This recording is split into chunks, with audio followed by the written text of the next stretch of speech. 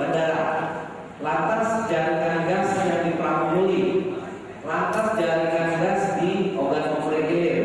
Jadi kalau kita serahkan kepada swasta untuk membuat jaringan gas tersebut, nggak ada yang akan mau, karena tidak ada nilai uangnya yang bagus.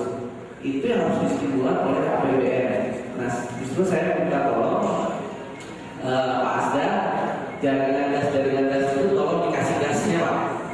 Jadi fungsi koordinasi itu tolong kami diinfokan. Jangan sampai kita sudah mengalokasikan, nanti pipanya udah ada, gasnya nggak ada, wah nanti kita ditanya-tanya KPK mulu lagi, padahal kita nggak ada urusannya, Pak.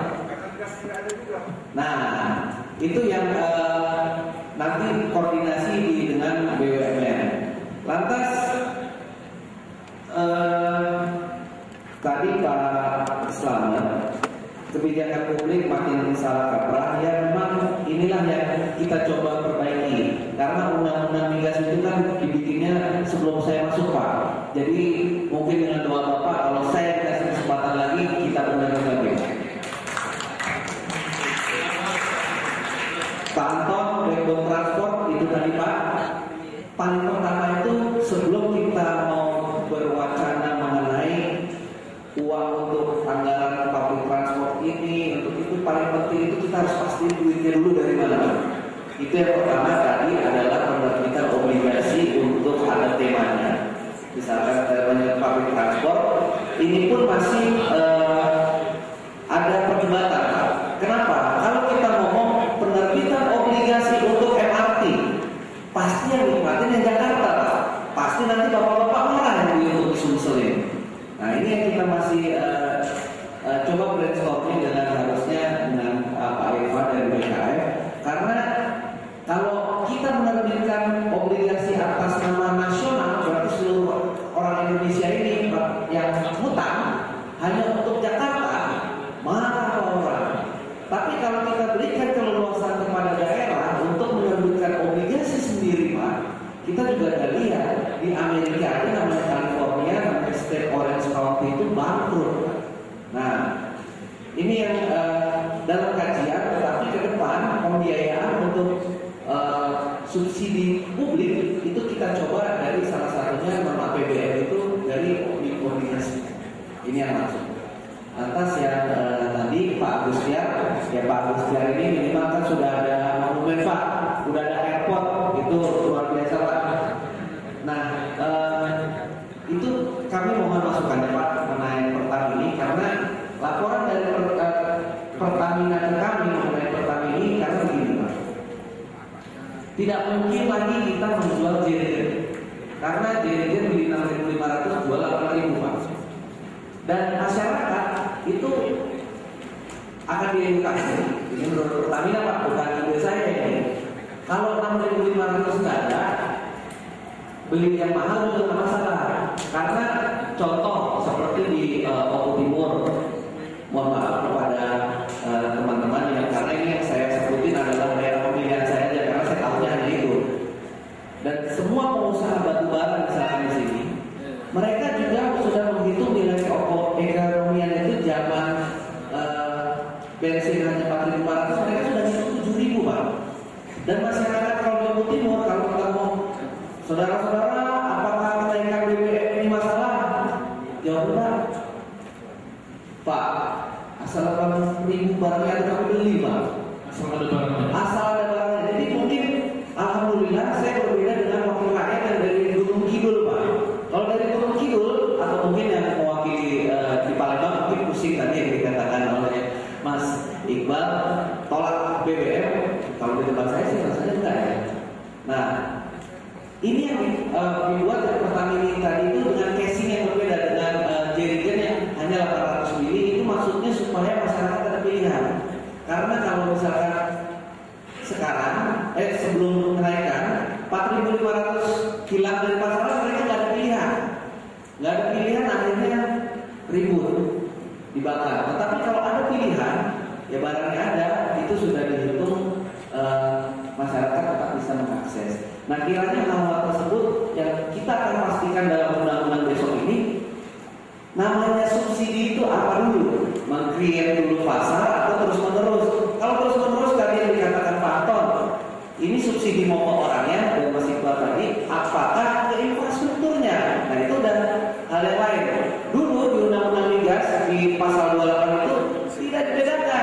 antara BBM subsidi dengan BBM yang biasa itu tidak ada bedanya, sehingga akhirnya semua peraturan yang keluar dari pemerintah itu bikin bingung, bukan ada suatu roadmap. Nah, ini kiranya bisa nanti membentuk sebuah roadmap dan kebijakan yang berkelanjutan mengenai transportasi publik, sehingga masyarakat bisa memilih lebih enak naik transportasi publik apa dia tetap naik motor. Oke. Terima kasih. Lebih enak zaman kuno gitu ya. Pak Kurtubi, tadi ada pertanyaan menarik dari Pak Edi Hermanto, kenapa kilang itu tidak dibangun di mulut tambangnya, tapi justru dibawa jauh-jauh dulu, nanti baliknya ke Sumsel katanya sedikit sekali. Iya, memang untuk pembangkit listrik ya, ke depan itu harus main mau di mulut tambang untuk mengurangi kerusakan jalan karena angkutan batu bara. Jadi kalau tambang batu bara ada, harus perencanaan yang tepat bahwa produksinya ini untuk keperluan listrik dalam negeri. Kalau untuk listrik dalam negeri, kita bangun aja pembangkit listriknya di situ. Nah, repotnya ini perusahaan-perusahaan tambang batu bara ingin mengekspor. Diekspor ya lewat angkutan darat, kalau angkutan sungainya nggak ada. Nah, ini harus dirubah bahwa tambang-tambang batu bara yang ada di Sumsel ini, coba dilihat ya, orientasinya untuk dalam negeri agar listrik itu murah tanpa subsidi.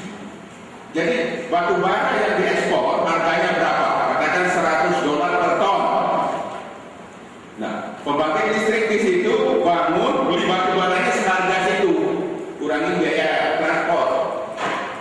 Ya, listriknya itu pasti murah. Jadi ini soal ngatur oleh pemerintah. Kan pengusaha batu bara ini dia ingin ekspor masalahnya, sehingga diangkut batu baranya lewat jalan ini rusak. Ya, nah sekarang kalau diekspor dia harganya berapa harga ekspornya? Ya, katakan saya ulang $100, kurangi biaya transportnya, jadi harga batu bara di mulut tambang ketemu, ya kan? Nah, nanti bikin pembangkit listrik di mulut tambang, beli batu bara dan harga itu. Ya, jadi pengusaha batu bara tidak dirugikan, tidak dapat listrik murah. Hingga listriknya yang sudah jadi listrik, kalau Sumatera Selatan sudah terpenuhi 100% listriknya, alihkan ke Jawa ke laut kabelnya, sama seperti Kalimantan Timur. Nah, itu tidak terlaksana karena regulasi atau karena ketidakmauan? Karena ketidakmauan, ada kepentingan interest dari yang berkuasa, itu ada kepentingan. Ya, semua sisi kehidupan kita begitu sekarang ini. Jadi harus dikritisi semua sekarang. Nggak boleh bikin kebijakan yang merugikan daerah, merugikan rakyat. Ini kekayaan tambang ini yang bisa memakmurkan bangsa ini. Saya menjawab Bapak DPRD tadi yang ngomong gitu. Ya, saya mengatakan pemerintah SBY melanggar konstitusi. Partainya nanti bisa sebut dulu. Ya, mohon maaf. Saya sudah ngomong di mana-mana. Satu, melanggar konstitusinya, memberlakukan harga pasar untuk pertama. Bapak-bapak isi bensin sekarang di pom bensin seluruh Indonesia, pertama harga pasar. Setiap dua minggu ganti harga pasar. MK tadi Pak Bobi sudah utarakan, pasal 28 ayat 3 Undang-Undang Mk sudah dicabut oleh MK. Maksudnya diterapkan. Pasal itu bunyinya harga BBM di Indonesia diserahkan ke pasar. Itu dicabut oleh MK. Nah sekarang beli bensin di pom bensin yang non subsidi harga pasar. Melanggar konstitusi itu, ya terang-terangan melanggarnya itu. Nomor 2 pelanggarannya, kalau SBY setuju terhadap kebijakan BP Migas yang mengizinkan perusahaan asing namanya British Petroleum mengagungkan cadangan gas di tanah Papua, diagungkan oleh perusahaan asing, dapat duit dari bank. Kalau itu disetujui oleh pemerintah, melanggar konstitusi. Karena apa? Kekayaan diperhubungi, masih diperhubungi minyak, gas dan sebagainya. Menurut UUD 45 100% milik negara. siapapun yang menemukan minyak dan gas itu, siapapun yang ngebom, sepanjang di perut bumi milik negara, baru menjadi milik kontraktor itu. Kalau minyak dan gas sudah naik ke permukaan bumi diproduksikan, lalu dibagi secara fisik. Kalau minyak 85% Indonesia, asing itu 15 respons recovery. Minyak bagian asing itu baru menjadi milik dia setelah di pelabuhan ekspor. Kalau masih di kaki timur masih milik negara 100%. Nah ini yang di perut bumi itu yang milik negara diagungkan oleh British Petroleum dapat duit ibarat kita punya sawah, orang lain menggarap sawah kita, ada petani menggarap, dia punya cangkul di situ, punya bibit, kalau panen bagi dua, bagi hasil. Ini berlaku seluruh Indonesia dan negara seperti ini. Nah, perusahaan minyak di Indonesia persis petani menggarap. Nah, sekarang petani menggarap ini mengagungkan sawah kita, sawah milik kita, dia petani menggarap. Melanggar apa melanggar? Melanggar hukum atau melanggar hukum? Jawab. Hah? Saya bapak kita sudah pulang tadi. Mesti dijawab oleh dia. Melanggar hukum apa enggak? Jadi aset orang lain, harta orang lain diagungkan oleh orang lain. Dia setuju. Melanggar hukum. Di seluruh dunia hukumnya itu yang boleh mengagungkan aset itu hanya pemiliknya. Orang lain tidak boleh mengagungkan aset itu. Ya, itu clear itu. Itu melanggar konstitusi. Ya, belum lagi BP Migas sudah dibubarkan oleh MK. Dia bentuk lembaga yang persis sama dan dibagi doang. Melanggar konstitusi. Itu makanya saya tulis di salah satu majalah berbahasa Inggris menyatakan cara solusinya ganti pemerintahan lewat pemilu dipercepat. Tapi mustahil pemilu dipercepat, mustahil. Ya, dan SBY pasti berhentinya 2014. Cuma saya tidak tahu setelah beliau dulu apa ini mau dituntut apa tidak tahu saya. Seperti itu. Satu lagi, apa pertanyaan Profesor Slamet? Nanti kalau jadi partainya menang pemilu berarti nggak sama Amerika? Tidak begitu.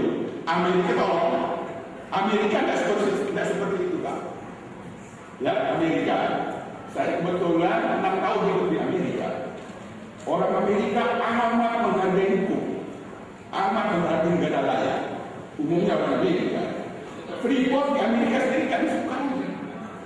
Kalau misalnya Freeport atau apa namanya Newmont itu merusak lingkungan di Nevada, negara bagian Nevada Amerika Serikat. Tidak disukai oleh orang Amerika. Ya, jadi bagaimana ini saja dengan Amerika itu ya, bukan berarti dia bukan mendukung perusahaan yang di luar negeri yang melanggar hukum. Nah, Freeport itu kelemahannya karena kontrak karya, Mas. Kontrak karya itu yang berkontrak pemerintah RI dengan Freeport. Dia sebagai penandatangan kontrak harus mentaati isi kontrak. Meskipun di kemudian hari isi kontraknya merugikan negara, dia harus taati si pemerintah ini. Nah ternyata isi kontraknya itu merugikan negara. Contohnya apa? Royalti cuma 1%. Meskipun ada penghentian kepada di kemudian hari disadari keluar Perpres tahun 2003 yang menaikkan royalti dari 1% ke 3,75%, itu peraturan presiden. Tetap Freeport tidak mau taat ke Perpres itu, dia berkontrak pada isi kontrak.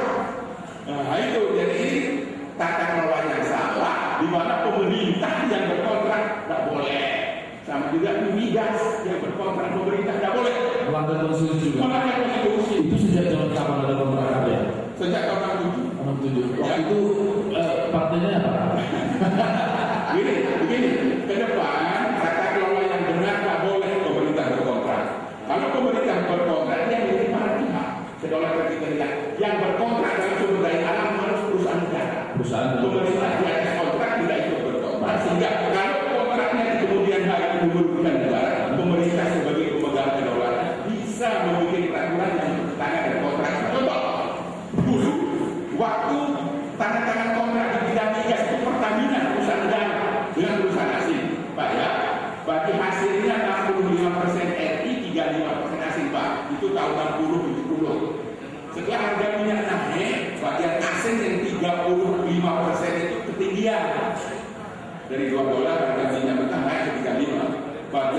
asing 35% dalam kontrak bagi hasil ketinggian. Pemerintah RI waktu itu memutuskan ganti bagi hasilnya jangan 65-35, ganti menjadi 85-15. Pemerintah bisa mengambil kebijakan itu karena dia tidak tunduk kepada kontrak antara Pertamina dan perusahaan asing. Pertamina yang berkontrak, pemerintah tidak ikut berkontrak.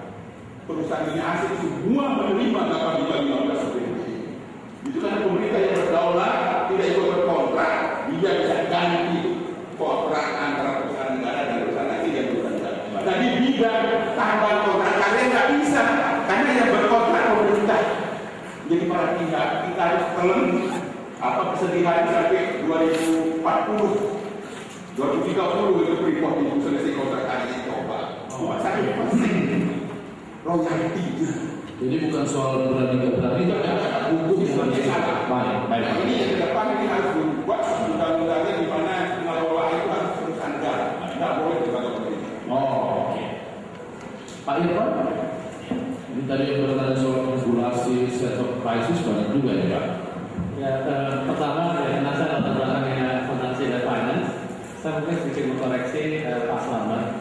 Tadi mungkin angkanya kurang pas ya Pak ya, kalau disebutkan dari Freeport itu bisa setiap keluarga mendapatkan 300 juta per tahun. Hitungan saya kalau seperti itu, maka hasil dari Freeport itu sendiri. Asumsi saya kalau dikelola sendiri. Enggak saya ingin perbandingan aja Pak. Bahwasannya kalau begitu, maka itu sama dengan 75 triliun dolar Pak. Nilainya kalau 300 juta, kalau 250 juta orang, itu setara dengan 75 triliun US dollar. Perbandingannya dengan APBN kita, itu APBN kita cuma 200 billion. Kalau GDP kita itu sama dengan 1000 billion atau berarti 1 T. Jadi itu aja karena kebutuhan produksi saya karena ada sedikit pemahaman di bidang keuangan ada mungkin bisa nanti dicek lagi.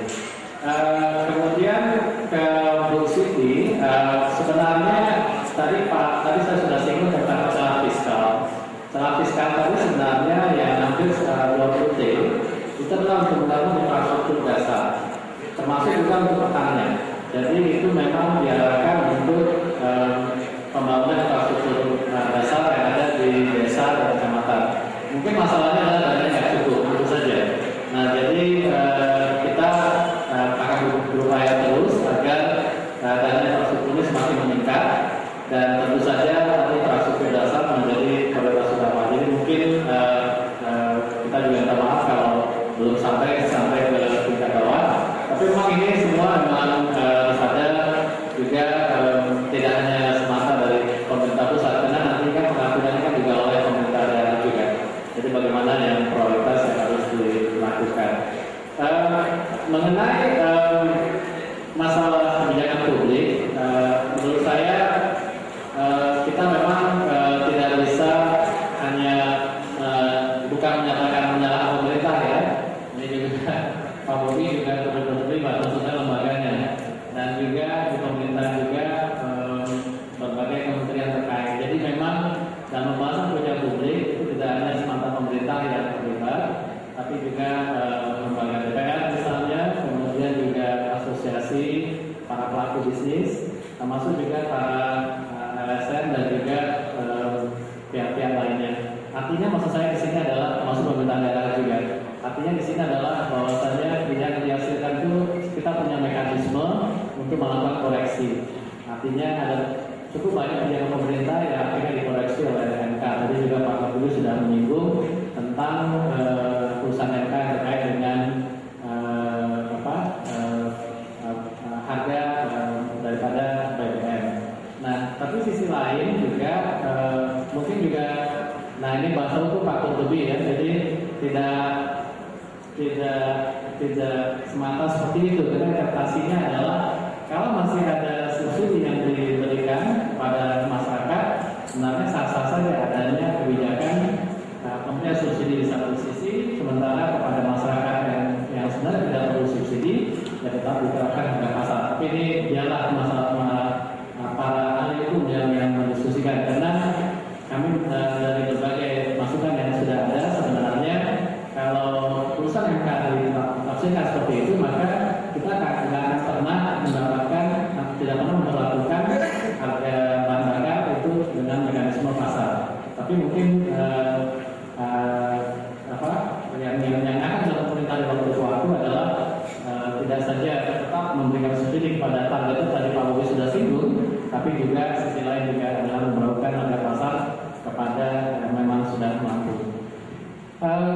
terkait dengan masalah transportasi massal, nah di sini mungkin beberapa contoh yang sudah ada, mungkin bisa dicontoh oleh pemerintah daerah. Seperti misalnya di Jakarta, walaupun tadi Pak Danan, Profesor Danan sudah menyinggung, kita sangat telat sekali, satu MRT saja belum selesai. Nah, tapi kita mudah-mudahan insya dalam beberapa tahun ke depan MRT yang pertama mungkin sudah ada di Jakarta, atau bahkan mungkin digeser oleh Surabaya, Pak. Karena Surabaya sekarang juga sedang mengembangkan model MRT yang menggabungkan antara tram dengan light train. Dan ini cepat sekali dan bahkan dengan kemampuan sendiri, jadi tidak menggunakan konsultan yang dari via internasional. Nah, jadi peran daripada penyelenggara itu penting. Dalam hal ini wali kota Surabaya itu sudah banyak juga yang tahu kreativitas inovasi yang beliau lakukan, di mana beliau ingin agar sebelum berakhirnya masa jabatan beliau, maka gabungan MRT ini bisa dilaksanakan. Dan ini kita juga butuh, kita tinggal mencari mekanisme sharing, cost sharing menurut saya antara pemerintah Surabaya dan pemerintah pusat. Nah, hal ini juga kami juga dapat menyarankan agar pemerintah daerah juga bisa meniru. Artinya pemerintah pusat sangat paham dengan kebutuhan daripada transportasi massal ini. Nah, memang berbagai kebijakan yang ada terkesan memang tidak inline. Tadi Pak Saudara juga singgung terkait dengan bagaimana dengan konsistensi kita terkait dengan roadmap pada green growth misalnya.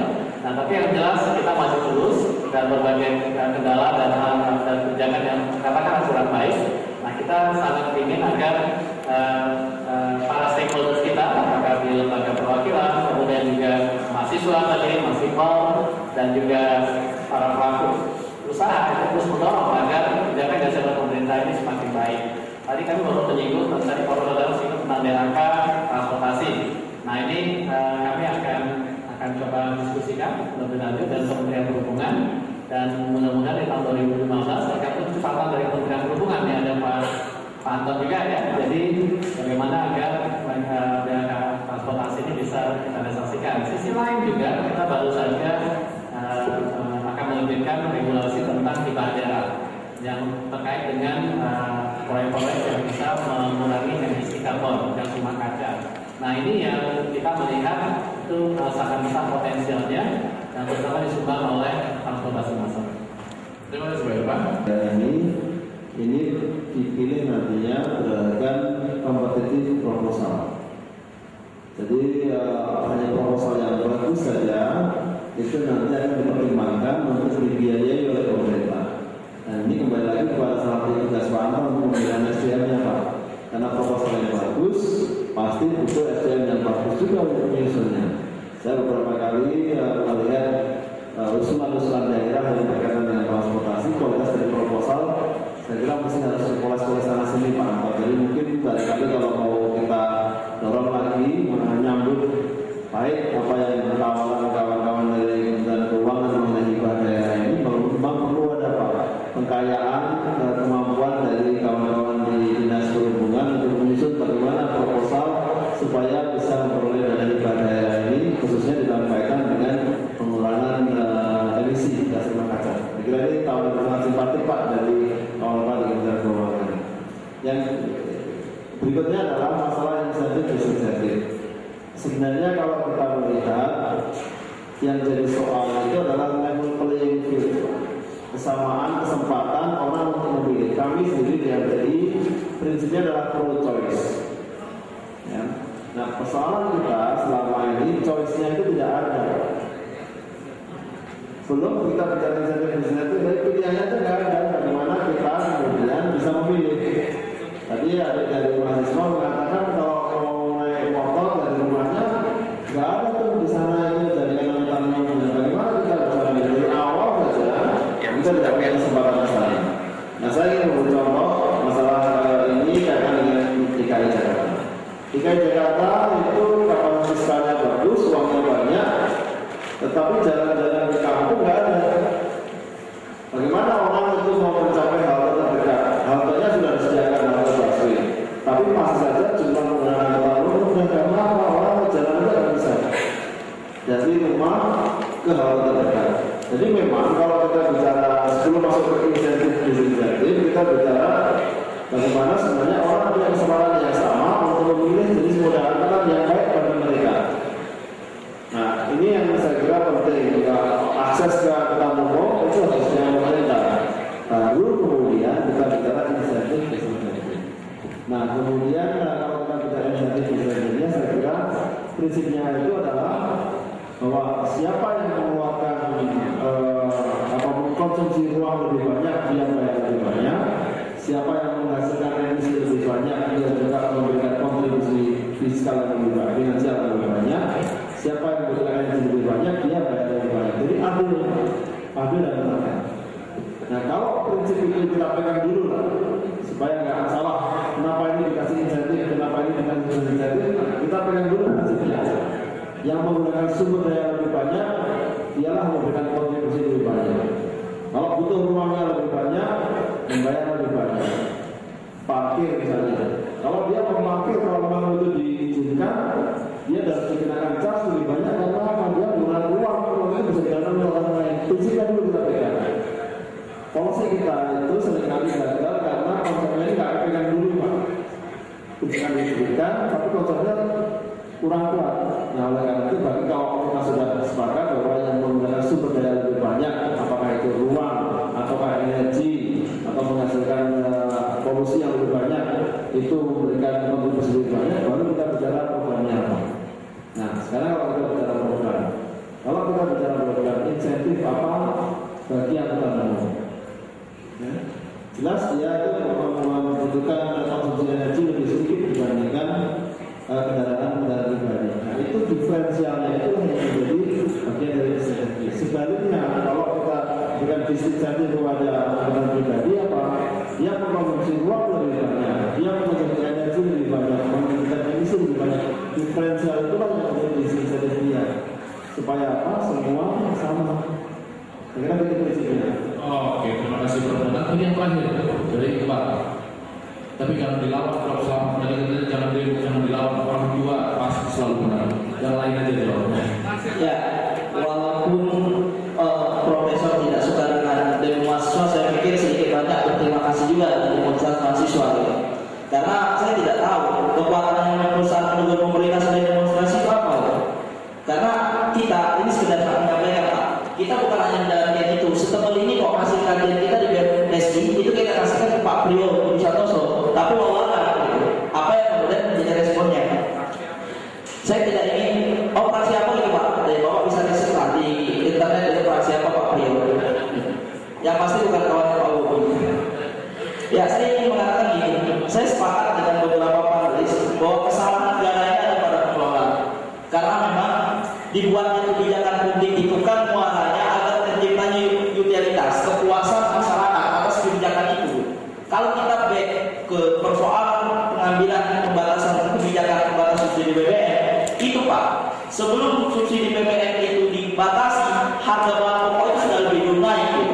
Jadi bagaimana mungkin masyarakat ingin merasa terpuaskan? Nah, ini yang saya bilang, apa ya? Pemerintah ini kan tidak memiliki logika kerakyatan. Kegalauan pemerintah untuk menaikkan atau menindakkan itu sudah membuat harga sandang, pakan, dan papan itu lebih naik. Apalagi kita mahasiswa, harga kos-kosan itu melonjaknya Pak, 1 sampai 1,5. Gitu. Yang tadinya 4 juta jadi 5 juta, 5,5 gitu kan. Ini BBM belum naik, ditambah BBM naik, nah, jadi 6 juta. Begitupun dengan transportasi yang umum, gitu. Nah, yang berikutnya, saya ingin bicara ini. Pemerintah ini kan pola yang digunakan mirip-mirip dengan negara lain, kompensasi BBM, yaitu dengan payment transfer, memberikan subsidi langsung. Dan kalau misalnya di Thailand itu dikirim langsung ke rekening. Cuma di Indonesia ada kelemahan teknis. Tidak seluruh rakyat Indonesia penerima BLSS punya rekening, gitu. Sehingga dibuatlah pemberian langsung. Antrian terimanya ini Pak, yang meningkat secara signifikan apa? Angka pengemis di Indonesia meningkat signifikan karena orang-orang yang tadinya perlu itu dipaksa mengemis. Gitu. Nah, ini menimbulkan 2 persoalan baru. Pertama dari sisi sosial, yang kedua dari sisi ekonomi. Gitu. Saya tidak tahu logika pemerintah itu gimana gitu melihat persoalan ini. Nah, saya berpikir malah ketika daripada subsidi kompensasi BBM ini dibuat dalam bentuk BLSM lebih baik, ya kan? Kalau misalnya kita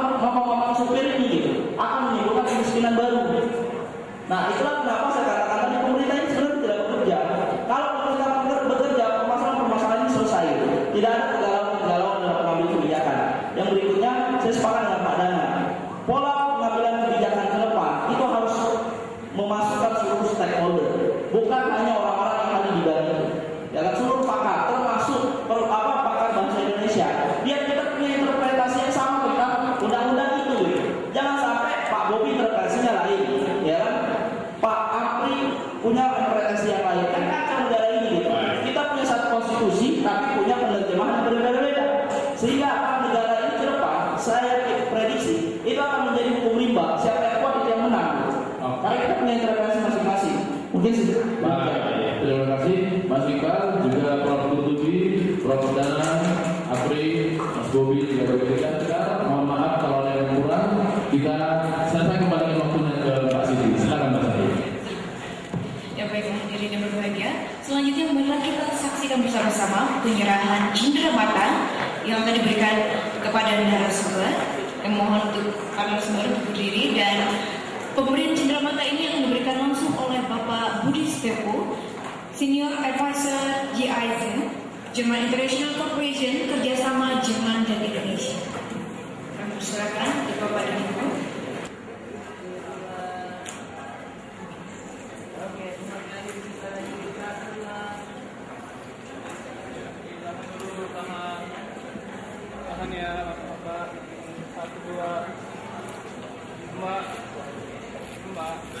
Sekali lagi. Oke, 1, 2.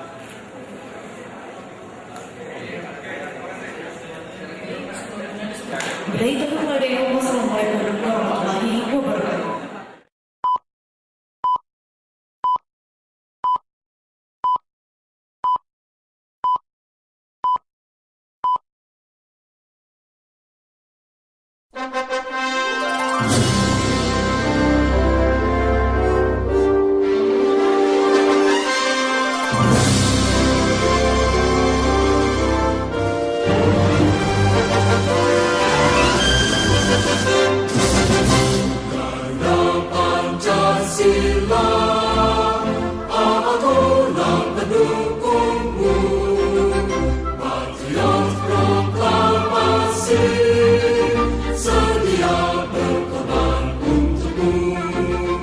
Pancasila dasar negara.